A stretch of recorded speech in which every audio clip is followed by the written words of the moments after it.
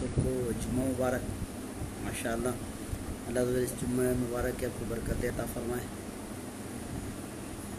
जुम्मा मुबारक को जो शख्स 80 मरतबा फरमान मुस्तफ़ा सल्लल्लाहु अलैहि वसल्लम, जो शख्स 80 मरतबा दरूद पाक करता है, उसके 80 साल के गुनाह माफ़ हो जाते हैं।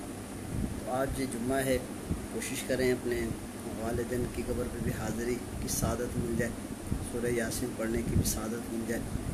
और जुम्मा मुबारक की बरकतें, ईद का दिन होता है, इसकी एक अपनी बरकत है।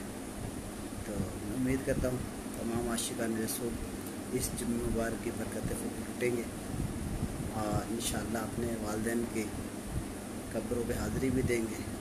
अगर वो हयात हैं तो अल्लाह उनकी उम्र में बरकत अता फरमाए, उनकी तमाम तकलीफ़ें, तमाम बीमारियाँ दूर फरमाए, उन्हें सेहत कामिला आजिला अता फरमाए, ख़ास रहमत व बरकतों का नज़ुल फरमाए।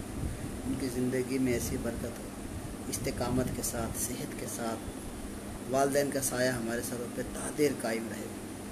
और अगर किसी के रुखसत हो गए हैं तो अल्लाह उनकी कब्र को जन्नत के बागों में से एक बाग बनाए, उनकी कब्रों पे रहमतों का नज़ुल फरमाए, उनके कफन को जन्नती कफन में तब्दील फरमाए। ऐसा करम हो जाए, काश हम अच्छी औलाद बनने में कामयाब हो जाए। तो अगर और सबके हयात हैं तो मरहबा, फिर भी कब्रिस्तान जाना चाहिए, कब्रिस्तान जाकर फातिहा पढ़नी चाहिए, अपनी कब्र व आखिरत को याद करना चाहिए। प्यारे इस्लामी भाइयों, जगह जी लगाने की दुनिया नहीं है, ये इबरत की जा है, तमाशा नहीं है। तो हमें अपनी ज़िंदगी को अच्छे कामों में गुजारना चाहिए। तो इस्लामी के मदनी